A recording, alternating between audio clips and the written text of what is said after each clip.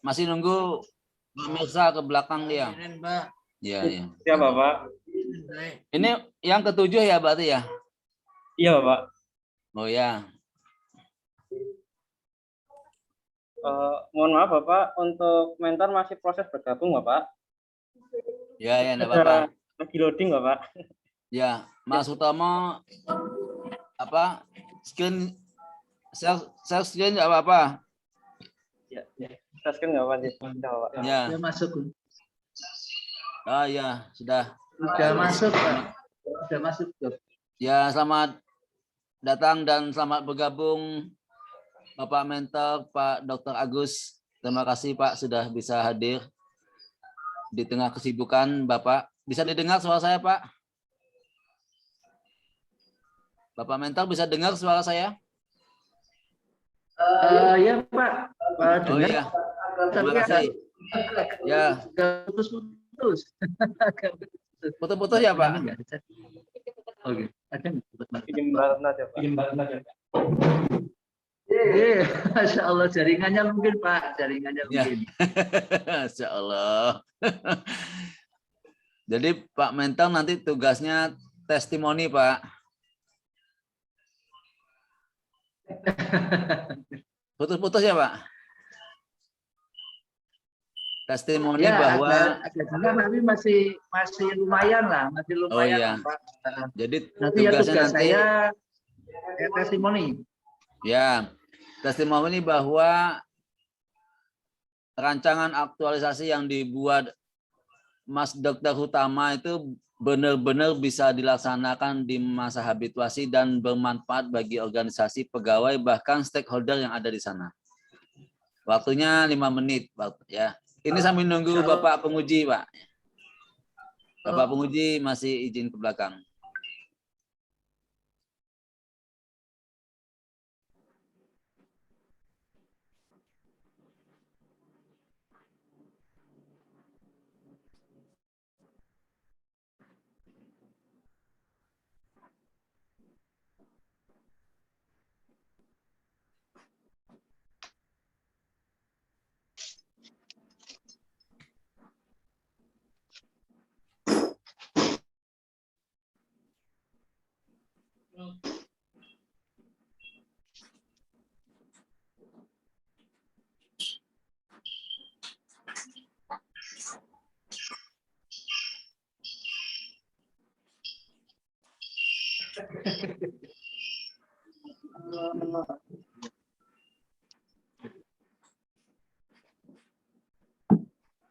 Mas Utomo satu ruangan ini sama satu ya di kantor ya ini. Oke, assalamualaikum. Mohon maaf, baru dari belakang. Assalamualaikum. Baik, tadi sudah saya mulai. Ini saya perkenalkan sahib saya selaku penguji adalah Bapak Mirsa Era Punagi ya, beliau pada pejabat di Kementerian Dalam Negeri. Itu saja informasi dari saya. Silakan Mas Hutomo untuk menyampaikan rancangannya, waktunya 10 menit. Monggo. Baik, terima kasih Bapak Sumadi. Assalamualaikum warahmatullahi wabarakatuh. Waalaikumsalam. Yang saya hormati Bapak Dr. Andes Mirza Era Punagi selaku penguji. Yang saya hormati Bapak Dr. Haji Agus Saparianto MSD selaku mentor dan kepala puskesmas. Yang saya hormati Bapak Semantri SS MSI selaku host dan moderator yang telah memberikan saya waktu dan kesempatan untuk menyampaikan rancangan aktualisasi yang saya buat, yaitu mengenai upaya mengoptimalkan pelayanan kesehatan pada pasien hipertensi di masa pandemi COVID-19 melalui kartu kendali hipertensi di wilayah kerja UPTD Puskesmas Karanganyar, Kabupaten Kebumen. Untuk yang pertama saya lakukan, saya akan melakukan identifikasi permasalahan. Langkah awalnya saya akan melakukan analisis isu menggunakan metode APKL. Terdapat 5 isu. Isu yang pertama adalah isu akuntabilitas mengenai belum optimalnya pelayanan kesehatan pada pasien hipertensi di masa pandemi COVID-19 di wilayah kerja OPTD Puskesmas Karanganyar, Kabupaten Kebumen. Untuk isu yang kedua yaitu isu komitmen mutu mengenai rendahnya cakupan vaksinasi COVID-19 di wilayah kerja OPTD Puskesmas Karanganyar, Kabupaten Kebumen. Untuk isu yang ketiga, yaitu isu komitmen mutu mengenai tingginya kasus COVID-19 di wilayah kerja Puskesmas Karanganyar, Kabupaten Kebumen. Untuk isu yang keempat, yaitu isu komitmen mutu mengenai menurunnya jumlah kunjungan pasien prolanis ke Puskesmas Karanganyar. Untuk isu yang kelima, yaitu isu komitmen mutu mengenai meningkatnya jumlah tenaga kesehatan di Puskesmas Karanganyar yang terkonfirmasi positif COVID-19. Dari kelima isu ini, saya mendapatkan 3 isu dengan nilai tertinggi, yang kemudian 3 isu tersebut saya akan tetapkan isunya menggunakan metode USG.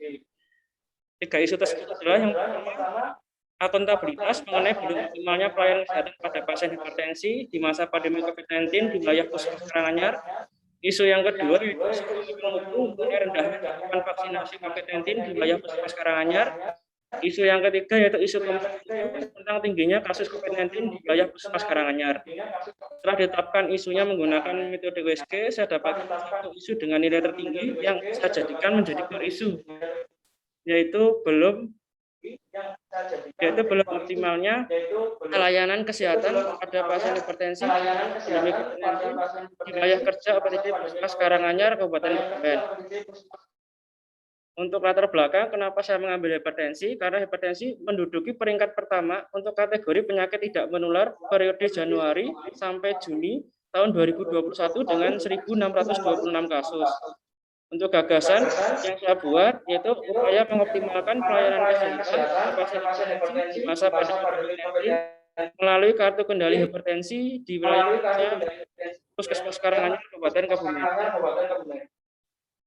Untuk toposi peserta yang terdapat pada rancangan aktualisasi kali ini, yang pertama melakukan pemeriksaan dan pengobatan pasien, yang kedua melaksanakan pelayanan di puskesmas secara kolaborasi sesuai dengan kebutuhan pasien, yang ketiga menerima konsultasi tentang pelayanan kesehatan yang dibutuhkan oleh pasien dan keluarga pasien, yang keempat mengkoordinir pelayanan kesehatan yang dilaksanakan, yang kelima berkoordinasi lintas program dan lintas sektoral, yang keenam melaksanakan upaya kesehatan masyarakat di posyandu lansia, yang ketujuh bertanggung jawab dan melaporkan kegiatan pelayanan kesehatan yang dilaksanakan kepada kepala puskesmas, yang kedelapan membantu kepala puskesmas dalam melaksanakan upaya kesehatan perorangan dan upaya kesehatan masyarakat. Untuk kegiatan aktualisasi yang saya lakukan ada 7 kegiatan. Untuk kegiatan yang pertama yaitu melakukan konsultasi rencana aktualisasi kepada mentor. Tahapannya yang pertama menghubungi mentor untuk menentukan waktu dan tempat. Yang kedua mendiskusikan perencanaan kegiatan. Yang ketiga mendiskusikan pembuatan jadwal kegiatan rancangan aktualisasi. Yang keempat meminta persetujuan rancangan aktualisasi kepada mentor. Untuk nilai aneka yang berada pada kegiatan pertama, akuntabilitas, ada transparansi, tanggung jawab, dan juga kejelasan target. Untuk nasionalisme, ada musyawarah dan menghargai pendapat sesuai dengan sila 4 Pancasila. Untuk etika publik, ada sopan, saling menghormati, dan taat kepada atasan. Untuk komitmen mutu, ada inovatif. Untuk anti korupsi, adanya tanggung jawab, disiplin, dan juga kejujuran. Untuk outputnya, yang pertama adalah waktu temu dengan mentor, yang kedua mendapatkan masukan dari mentor, yang ketiga terbentuknya jadwal kegiatan rancangan aktualisasi, yang keempat mendapatkan lembar persetujuan mentor. Untuk kegiatan kedua, yaitu membuat kartu kendali hipertensi.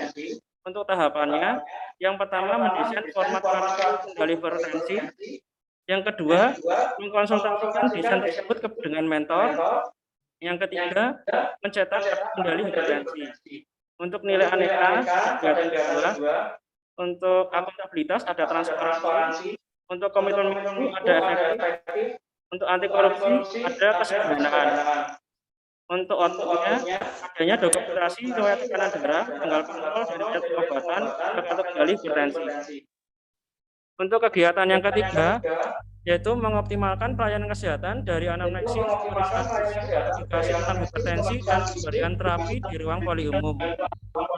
Untuk tahapannya, yang pertama memanggil pasien masuk ke ruang pemeriksaan, yang kedua melakukan anamnesis secara lengkap, yang ketiga meminta izin kepada pasien untuk melakukan pemeriksaan fisik, yang keempat melakukan pemeriksaan fisik.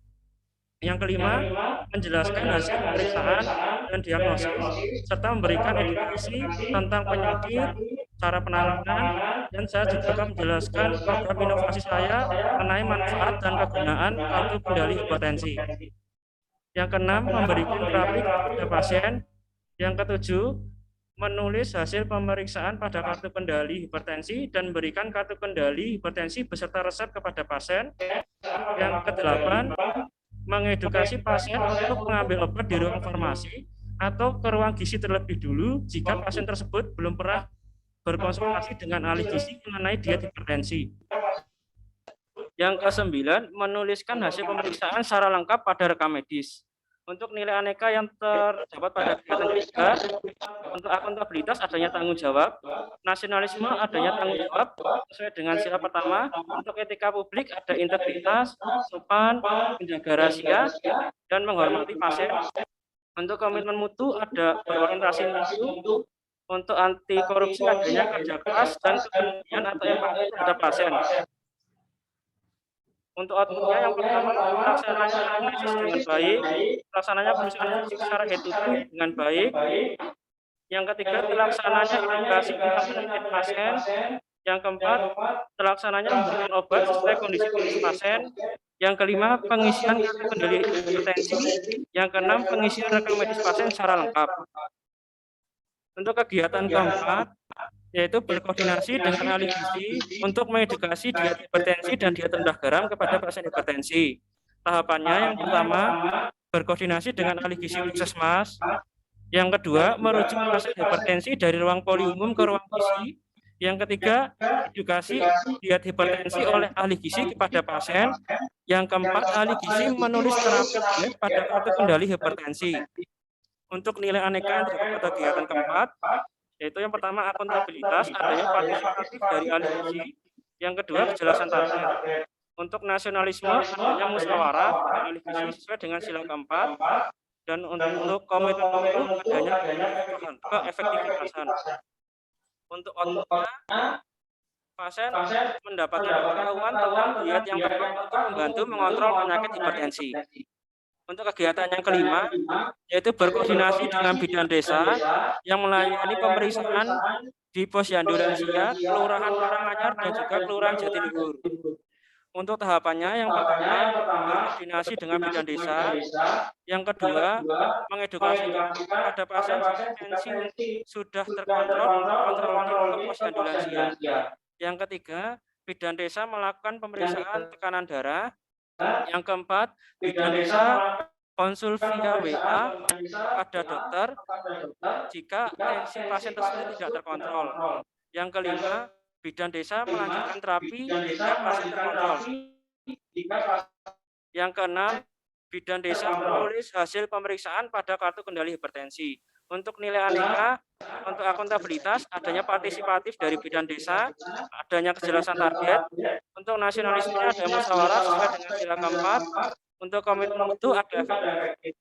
Untuk outputnya, pasien lebih terkontrol tekanan darahnya karena jarak Posyandu Lansia lebih dekat dari rumah sehingga mudah dijangkau oleh pasien.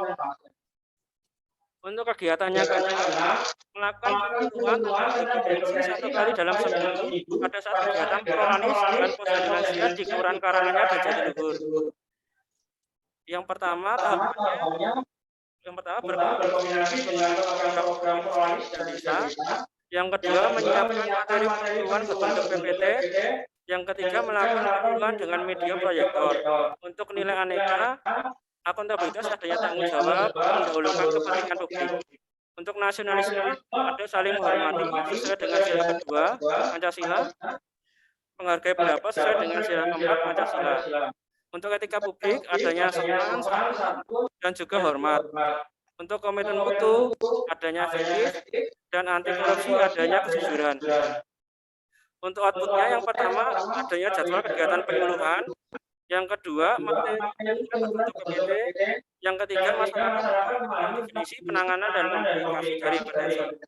Untuk kegiatan yang ketujuh, yaitu melakukan evaluasi penggunaan kartu kendali hipertensi. Untuk tahapannya, yang pertama, mengumpulkan data pasien hipertensi yang mendapatkan kartu kendali hipertensi. Yang kedua, mengolah hasil data pasien hipertensi yang mendapatkan kartu kendali hipertensi. Yang ketiga, melaporkan hasil data kepada kepala puskesmas. Yang keempat, meminta testimoni kepada pasien. Yang kelima, meminta testimoni kepala puskesmas.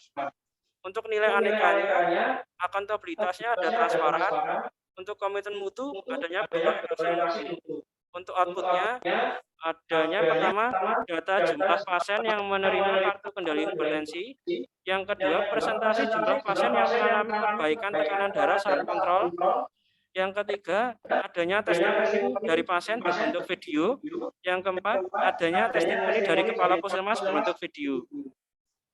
Berikut ini adalah jadwal kegiatan untuk tanggal 4 September 2021. Kita akan melakukan konsultasi rencana operasi pada mentor, sekalian mengkonsultasikan tentang format dari kartu kendali hipertensi, sekaligus berkoordinasi dengan ahli gizi, pemegang program Prolanis, dan juga bidan desa dari Kelurahan Karangpirat dan juga Kelurahan Jatiluhur. Cukup Mas Utomo, sampun cukup ya. Terima Terima kasih atas kesempatan dari Bapak Sumantri. Jika ada saran, saya ucapkan terima kasih. Wassalamualaikum warahmatullahi wabarakatuh. Waalaikumsalam warahmatullahi wabarakatuh. Selanjutnya kami persilahkan kepada Bapak Mentor, Bapak Dr. Agus. Terima kasih Bapak Penguji, Bapak Sumantri atas waktunya.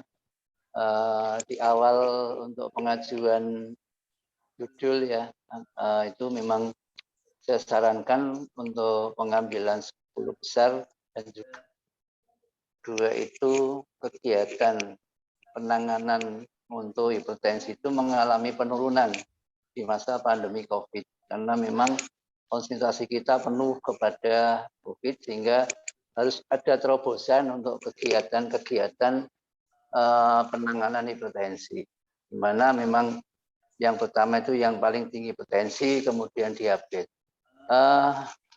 Pengajuan dokter Tama saya setujui, sederhana sebenarnya, yaitu adanya kartu kendali. Kartu kendali ya dokter Tama ya, kartu kendali itu sederhana tapi bisa dikerjakan oleh si pasien, dengan artinya si pasien ikut lebih bertanggung jawab atas monitoringnya kegiatan untuk penanganan hipertensi.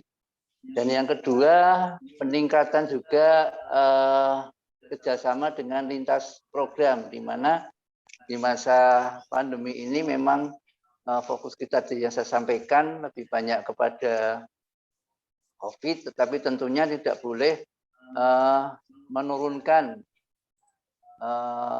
mutu dari kegiatan yang lain, di mana untuk lintas program ini untuk penanganan hipertensi itu salah satu kendalanya adalah pada faktor makanan, sehingga aktifnya terutama untuk kemudian aktualisasinya dengan kerjasama dengan ahli gizi di puskesmas, kemudian juga dengan beberapa kendala yang ada di lapangan, tapi tetap bahwa bidan desa sebagai ujung tombak dari kegiatan untuk posyandu lansia lebih diaktifkan.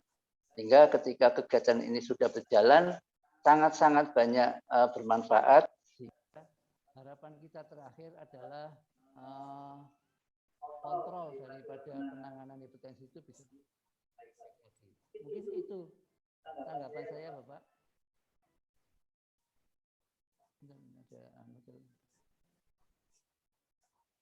Ada telepon masuk sebentar ya. Mohon izin Bapak, ada telepon masuk ke teleponnya Bapak Mentor. Ya.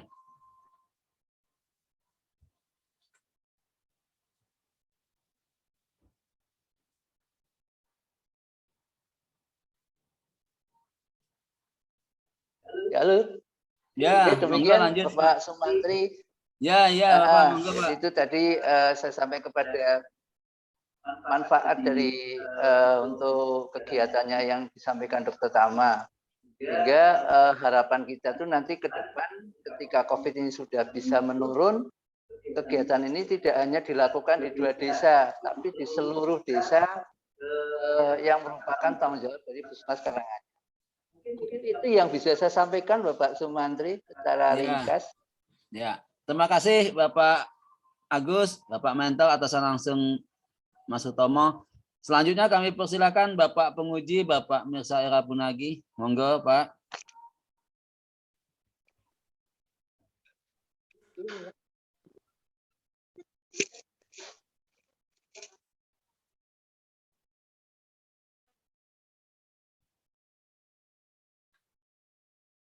Pak Mirsa, masih unmute Pak Mirsa? Assalamualaikum warahmatullahi wabarakatuh. Terima kasih, Putri. Ya. Selamat pagi menjelang siang, Dr. Agus selaku mentor dari peserta lasar Dr. Hutama. Selamat siang, Bapak. Ya, seperti kita ketahui, hipertensi, diabetes kan termasuk kategori yang penyakit yang tidak menular gitu ya. Dan ini kalau tidak ditangani nanti akan semakin berbahaya, bisa ke arah stroke, gagal ginjal dan sebagainya. Oleh karena itu peran katakanlah dokter di puskesmas, ada Posbindu juga gitu ya di desa-desa sangat menentukan agar masyarakat juga diminta untuk selalu sadar, ya, sering kontrol begitu ya, kontrol di Posbindu dan teredukasi bagaimana asupan-asupan yang layak bagi mereka yang memiliki kategori yang sudah termasuk memiliki potensi hipertensi dan diabetes. Termasuk saya ini Pak, termasuk saya juga termasuk. Bapak ya saya tambahkan Pak.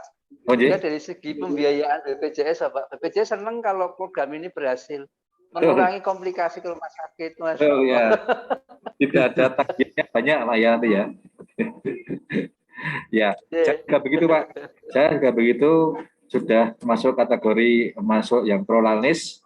Kalau obatnya itu ada simvastatin, amlodipin sama kandesartan gitu Pak ya. Tapi yang masih kecil, masih 5 mg ya, sampai 10. Oke. Terkait dengan substansi ya Mas Utama,